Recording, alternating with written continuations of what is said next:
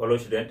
आज हम लोग देखेंगे अवकल समीकरण। क्या देखेंगे? अवकल समीकरण किसे कहते हैं। अवकल समीकरण में ही आता है कि हम लोग कोटि कैसे निकालेंगे और घात नहीं, क्योंकि बहुत से स्टूडेंट इसी में कंफ्यूज हो जाते हैं कि कोटि कैसे और घात कैसे। ठीक है, तो चलिए हम लोग बारी बारी से देखते हैं। ठीक है, पहले देखेंगे अवकल समीकरण किसे कहते हैं, क्योंकि ये मल्टीपल चॉइस क्वेश्चन में कई बार पूछ सकता है निम्नलिखित में से अवकल समीकरण कौन सा है। तो पहले देख लेते हैं कि अवकल समीकरण किसे कहते हैं। ठीक है, देखिए अवकल समीकरण किसे कहते हैं। कह रहा है कि स्वतंत्र चर, क्या चीज? स्वतंत्र चर और प्रतंत्र चर, स्वतंत्र चर और स्वतंत्र चर तथा प्रतंत्र चर के अवकलज में युग्म समीकरण को क्या बोलते हैं? अवकलज में युक्त समीकरण को अवकलज क्या बोलते हैं? अवकलन समीकरण बोलते हैं। क्या बोलते हैं? अवकलन समीकरण। इसी को हम लोग कह सकते हैं, इसी चीज को यहाँ पे लिखे हैं। यदि x, देखिए यहाँ पे स्वतंत्र चर क्या है मान ले रहे हैं। यदि स्वतंत्र चर क्या है x और प्रतंत्र चर क्या है y हो, तो वह समीकरण जिसमें x और y तथा dy बटे में dx, एक्स वाई हो और प्लस कितना हो dy बटे में dx सम्मिलित हो, उसी को हम लोग बोलते हैं, क्या बोलते हैं? अवकल समीकरण बोलते हैं। क्या बोलते हैं? अवकल समीकरण। जैसे में देखिए, जैसे में हो सकता है हम लोग का dy बटे में dx इक्वल टू हो जाएगा हम लोग का 3x प्लस 5। कितना हो जाएगा? 3x plus 5। ये एक प्रकार का हम लोग कह सकते हैं, ये क्या है? अवकल समीकरण। क्या है? अवकल समीकरण। चलिए और आपको हम दिखाते हैं, इसको भी बोल सकते हैं dy बटे में dx equal to x sine x plus कितना बोल सकते हैं? प्लस कितना x। ये हम लोग का कह सकते हैं, ये का एक प्रकार का अवकल समीकरण है। क्या है? अवकल समीकरण। इसको भी कह सकते हैं हम लोग, देखेंगे तो इसको भी कह सकते हैं d2y बटे में dx इक्वल टू 0। ये भी एक प्रकार का है अवकल समीकरण है। क्या ये सब अवकल समीकरण है? चलिए नेक्स्ट, ये भी हम लोग कह सकते हैं dy बटे में dx इक्वल टू कितना cos थीटा। यह भी क्या है? अवकल समीकरण है। क्या है? अवकल समीकरण है। ठीक है, यहाँ पे अवकल समीकरण। तो ऐसे हम लोग बहुत सारे अवकल समीकरण क्या कर सकते हैं? ज्ञात कर सकते हैं। ठीक है, अब चलते हैं हम लोग ये देखेंगे अवकल समीकरण। तो आगे समय फिर से एक बार देख लीजिए। स्वतंत्र चर क्या है? स्वतंत्र चर, प्रतंत्र चर तथा परतंत्र चर के अवकलज से युक्त समीकरण को क्या बोलते हैं?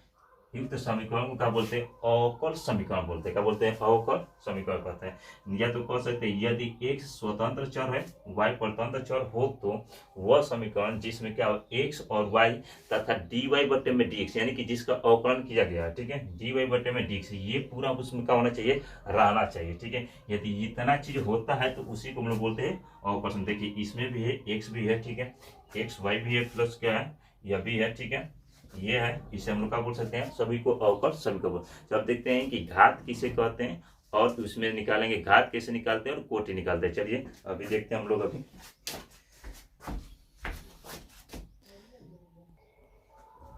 चलिए अब देखते हैं हम लोग की अवकल समीकरण की कोटि किसे कहते हैं। चलिए अब देखेंगे हम लोग कि अवकल समीकरण की कोटि किसे कहते हैं और अवकल समीकरण में घात किसे कहते हैं, क्योंकि एक नंबर का हर मल्टीपल चॉइस क्वेश्चन में हर साल ये पूछता है। ठीक है, यदि आप 1 मिनट केवल टाइम देते हैं तो आप 1 नंबर ले जा सकते हैं। ठीक है, इसमें कुछ नहीं करना है, एकदम पूरा निश्चित है कि समझ में आएगा। चलिए देखते हैं। ठीक है, देखिए कह रहा है किसी अवकल समीकरण के उच्चतम अवकलज, क्या चीज? अधिकतम। उच्चतम मतलब क्या चीज? अधिकतम, यानी कि उच्चतम अवकलज की कोटि को क्या बोलते हैं? उस अवकलज समीकरण की क्या बोलते हैं? कोटि कहते हैं। उच्चतम क्या बोलते हैं? उच्चतम, यानी कि ऐसा समीकरण होना चाहिए, ऐसा समीकरण होना चाहिए जिसमें अधिकतम बार, यानी कि जिसका अधिकतम बार, मैक्सिमम बार क्या किया जाता है? अवकलन किया गया है, उसी को बोलते हैं, उसकी जो पावर होती है उसी को हम लोग क्या कहते हैं? कोटि कहते हैं। क्या कहते हैं? कोटि कहते हैं। देखिए अभी इसमें पूछेंगे, कह रहा है कि dy बटे में dx equal to 3x plus 5, यानी कह रहा है ये चीज कह रहा है। तो इसमें अधिकतम बार कितना बार अवकलन किया गया है? तो 1 बार किया गया है। कितने बार? 1 बार। तो इसका कोटि कितना हो जाएगा? 1 हो जाएगा। कितना हो जाएगा? 1, यानी कि जितना बार अवकलन किया रहेगा, जितना बार अवकलन किया रहेगा उसी को बोलते हैं अवकलन। यानी कि जितना बार, यानी कि जिसका जितना बार, यानी कि अधिकतम जिसका रहेगा उसी को बोलेंगे कोटि बोलेंगे। क्या बोलेंगे? कोटि। अब देखिए कह रहे d2y बटे में dx स्क्वायर के पावर कितना है? 2 प्लस dy बटे में dx plus 4y equal to x x into log x, यानी कि किसका सबसे अधिकतम बार अवकलन किया है तो देखेंगे तो इसका 2 बार अवकलन किया है, 1 बार है, तो अधिकतम इसका क्या है तो इसका कोटि कितना हो जाएगा, यहाँ पर लिखेंगे कोटि कितना हो जाएगा, कोटि हो जाएगा इसका 2। और यहाँ पे मान लीजिए दे देगा ऐसे d2 d3 y बटे में dx पावर 3, ठीक है, स्क्वायर प्लस दे दिया dy बटे में dx का पावर 3 और प्लस दे दिया 4y equal to x plus कितना साइन x, ये दे दिया। तो और इसमें हमसे पूछ देगा कि इसकी कोटि कितना होगी, तो कोटि देखेंगे तो इसका सबसे अधिक बार अवकलन किया गया, कितना बार अवकलन किया गया, 3 बार, तो इसके कोटि कितना हो जाएगा, कोटि कितना हो जाएगा आपका 3 हो जाएगा, कितना हो जाएगा, तो यानी कि जिसका जितना बार अवकलन किया रहेगा, जितना सबसे अधिक रहेगा उसी को बोलेंगे कोटि। अब चलते हैं घात पे, देखते हैं। देखिए घात क्या होती है कि तो किसी अवकल समीकरण के उच्चतम कोटि के अवकलज की घात, यानी कि सबसे अधिक बार जो अवकलन किया रहेगा उसकी जो घात होगी, क्या होगी, उसकी जो घात होगी, उसी घात को क्या बोलेंगे,